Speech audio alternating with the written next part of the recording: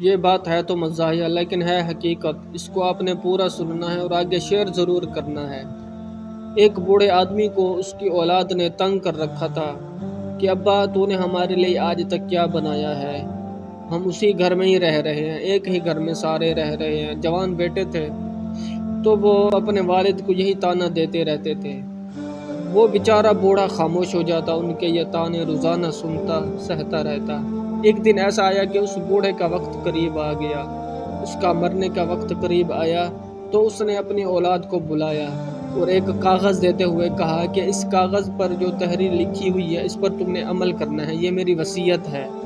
تو ہوا کچھ یوں کہ جب انہوں نے وہ کاغذ کھولا تو اس پر لکھا ہوا تھا کہ میں نے اس زمین کے نیچے ایک خزانہ چھپایا تھا، مجھے یاد نہیں ہے کہ وہ کہاں پر رکھا ہے، لہٰذا تم نے ساری جگہ کو کھود کر دیکھنا ہے کہ وہ خزانہ کہاں پر پڑا ہے۔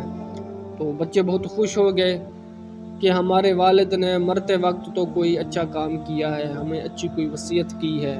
تو انہوں نے اپنے اس والد کا احترام کے ساتھ جنازہ پڑھایا اور ادب کے ساتھ اس میت کو دفنایا۔ تو اگلے دن صبح ہی انہوں نے یہ کام کرنا شروع کر دیا اور سارے گھر کی کھدائی کر ڈالی، سارے مکان گرا دیے۔ آخر میں نیچے انہیں ایک صندوق ملی تو انہوں نے جلدی سے وہ صندوق کھولی اور اس میں سے ایک پرچی نکلی جس پر لکھا ہوا تھا کہ اگر تم مرد کے بچے ہو تو اس مکان کو دوبارہ بناؤ، اس گھر کو دوبارہ تعمیر کرو جس کو میں نے اپنا خون پسینہ بہا کر یہ گھر تعمیر کیا تھا۔ اگر تم جوان ہو، مرد کے بچے ہو، یہ گھر دوبارہ تعمیر کرو، پھر تمہیں تمہارے سوال کا جواب بھی مل جائے گا۔ تو وہ بیچارے کیا کرتے، اپنا سر پکڑ کر بیٹھ گئے۔